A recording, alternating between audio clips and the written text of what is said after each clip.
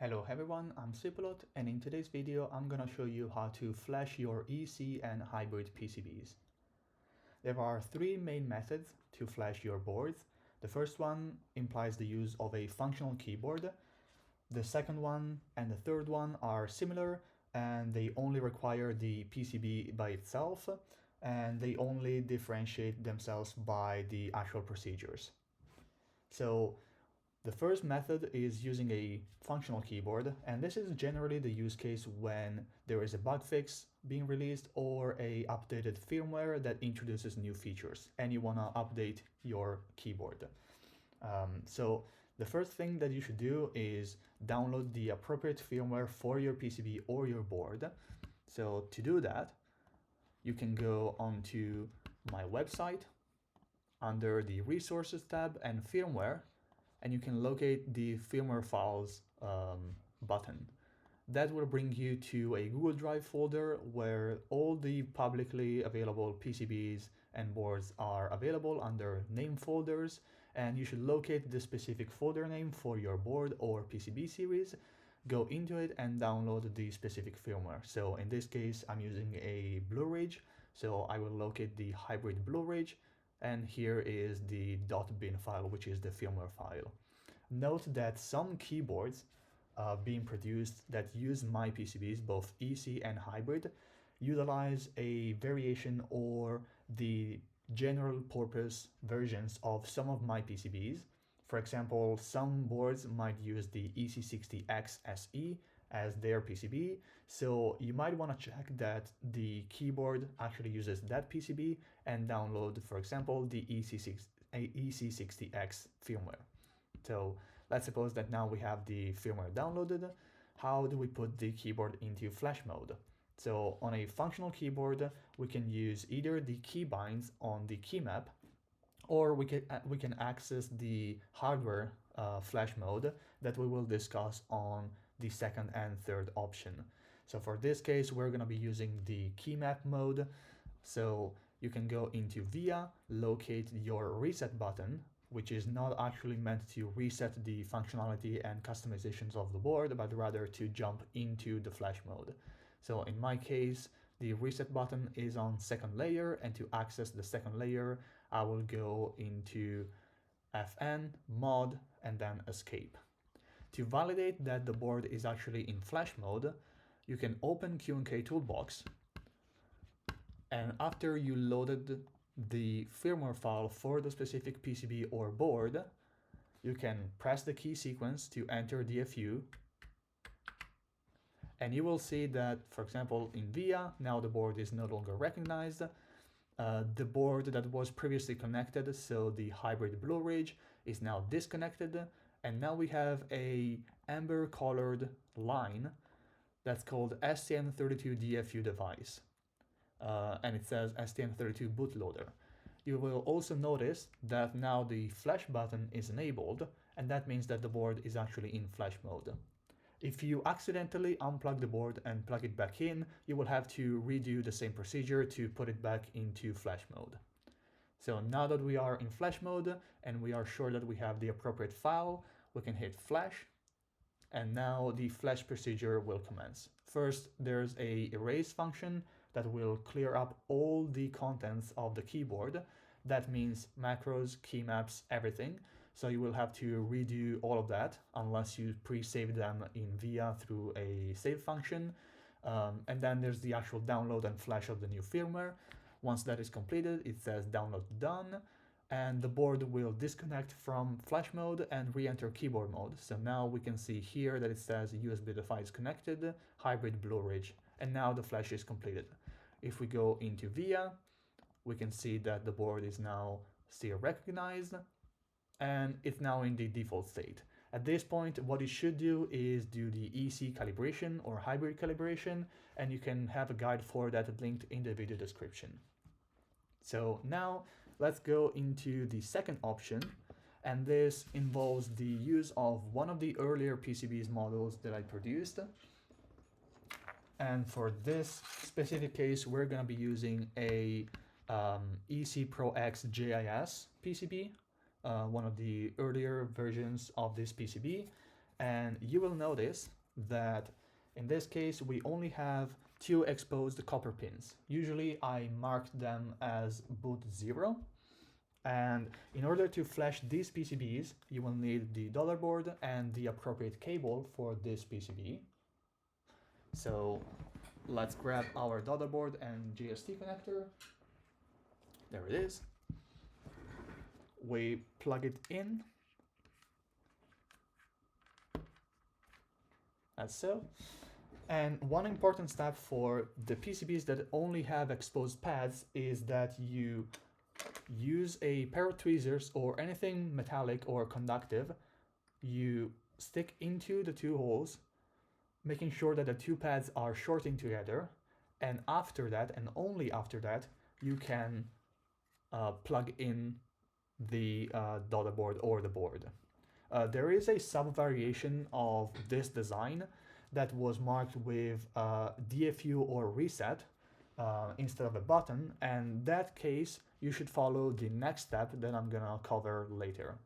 So this step is only valid if you have a boot 0 label. Okay, so we now short the 2 pins. We go now into QMK Toolbox. Okay, let's clear this up. Now in this case, because this is a EC Pro X, just as an example, we are gonna change our firmware file, and now we can plug in the board while the 2 pins are shorted. So if we plug in the board, it might be possible that on macOS you get prompted to allow the connection.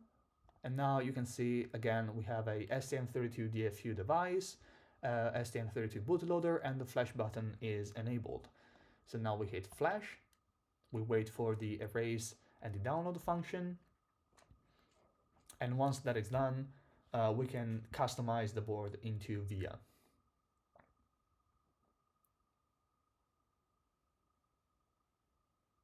There we go. We allow the connection. The device is now connected. At this point, you can take out the tweezers or anything that you used for the shorting. And if we go into VIA, it's now recognized, and we can customize the keyboard as we like. Now, the next use case for the flashing procedure utilizes the newer design. The newer design is present in 2 variations, as I said before. One with a button, which is the most up-to-date one, and one that uses exposed pins still. The differentiating factor is, again, the labeling. So in this case, you can see here we have a small button, and we have a label that says reset and DFU. So this is a 2-in-1 design, where by the use of a button, if you lightly press it, like a short press, the board will reset, so as if we were to unplug and replug it in. But if you hold it down for, let's say, 5 seconds, the board will enter flash mode. And this is especially convenient because now you don't have to short or keep the button pressed before plugging the board in, but you can press the button for 5 or more seconds while the board is plugged in. So this removes that extra layer of complexity. So in this case, we have a USB port on board. We can use a JST. It really depends on the model of PCB that you're using, but the procedure is basically the same. So we can go into QMK Toolbox. We can preemptively change the firmware file. So we swap that out. And now we can plug in the board. And now the board is plugged in. This is also a simulation of a fully built board that you can still access the button if the case design allows it. So you don't necessarily have to take the bare PCB out. In that case, if it's not accessible, you will have to follow the appropriate steps to access the button or the exposed pins if the button is not available. So in this case, we can see that now the board is connected. If we long press the button,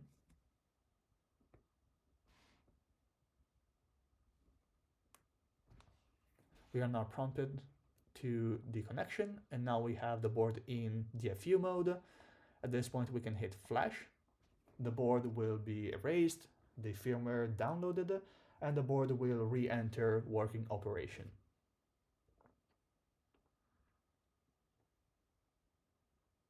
There we go.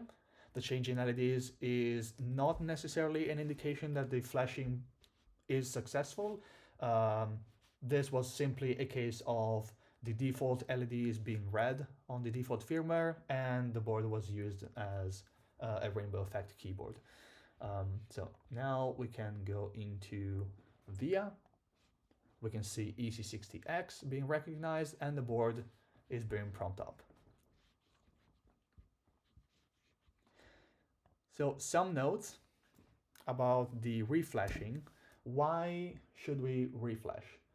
So the reflash is needed in multiple cases. The first one is the obvious one when we have updated firmwares or bug fixes.